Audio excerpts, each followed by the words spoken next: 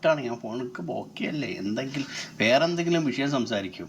അപ്പം ഞാൻ ബസ്സിൽ മോശമായി പെരുമാറിയെന്നാരോപിച്ച് യുവതി വീഡിയോ പ്രചരിപ്പിച്ച യുവാവ് ആത്മഹത്യ ചെയ്തത് വലിയ വാർത്തയായിരുന്നു. സംഭവത്തിൽ മനുഷ്യാവകാശ കമ്മീഷനും ഇടപെട്ടിട്ടുണ്ട്. തദവസരത്തിൽ ദീപകിനെ കുറിച്ചൊരു പെൺകുട്ടി പറഞ്ഞ വാക്കുകൾ പങ്കുവച്ചിരിക്കുകയാണ് നടൻ ഹരീഷ് കണാരൻ. ബസ്സിൽ വെച്ച് ആർത്തവവേദന നേരിട്ട പെൺകുട്ടിയെ ദീപക് പരിചയപ്പെട്ടതിനെക്കുറിച്ച് ബ്ലോഗർ പറഞ്ഞ കാര്യങ്ങളാണ് കുറിപ്പായി താരം പങ്കുവച്ചിരിക്കുന്നത്. സോഷ്യൽ മീഡിയ ലൈംഗികാതിക്രമി എന്ന മുദ്രകുത്തി കൊന്ന ദീപകിനെക്കുറിച്ച് മാസങ്ങൾക്ക് മുൻപ് അതേ ബസ്സിൽ വെച്ച് അദ്ദേഹത്തെ പരിചയപ്പെട്ട മറ്റൊരു പെൺകുട്ടിക്ക് പറയാനുള്ളത് കേൾക്കുമ്പോൾ ആരുടെയും ഉള്ളൊന്നു പിടയും.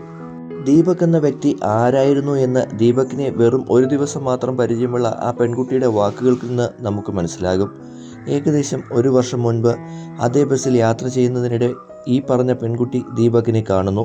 അസഹനീയമായ പീരിയഡ്സ് വേദന കൊണ്ട് മുഖം വാടിയിരുന്ന ആ കുട്ടിയെ കണ്ട് അടുത്ത സീറ്റിലിരുന്ന പരിചിതയായ ദീപക് ചോദിച്ചത് മോളെ എന്തു പറ്റിയെന്നാണ്. വെറുമൊരു ചോദ്യമായിരുന്നില്ല ആയത്.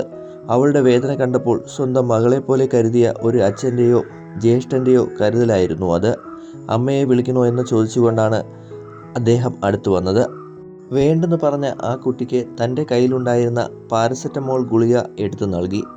വേദന മറക്കുവാൻ വേണ്ടി പരീക്ഷയെക്കുറിച്ചും പഠനത്തെക്കുറിച്ചും സംസാരിച്ച് അവളുടെ ശ്രദ്ധ മാറ്റാൻ ശ്രമിച്ചു. പരീക്ഷയോർത്ത് പേടിയാണെന്ന് പറഞ്ഞപ്പോൾ അദ്ദേഹം നൽകിയ ഉപദേശം ആ കുട്ടി ഇന്നും ഓർക്കുന്നു. എന്തിനാണ് പേടിക്കുന്നത്? എൻ്റെ ഈ പ്രായത്തിലും ഞാൻ സ്ട്രഗിൾ ചെയ്യുകയാണ്.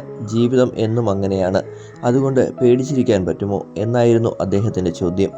യാത്രയിലുടനീളം ഒരു ജ്യേഷ്ഠ സഹോദരനെ പോലെ അത്രയും മാന്യമായി പെരുമാറിയ, സുരക്ഷിതത്വം നൽകിയ മനുഷ്യൻ. അതുകൊണ്ടാണ് ഒരു വർഷം കഴിഞ്ഞിട്ടും ആ മുഖം കുട്ടി ഓർത്തിരിക്കുന്നത്.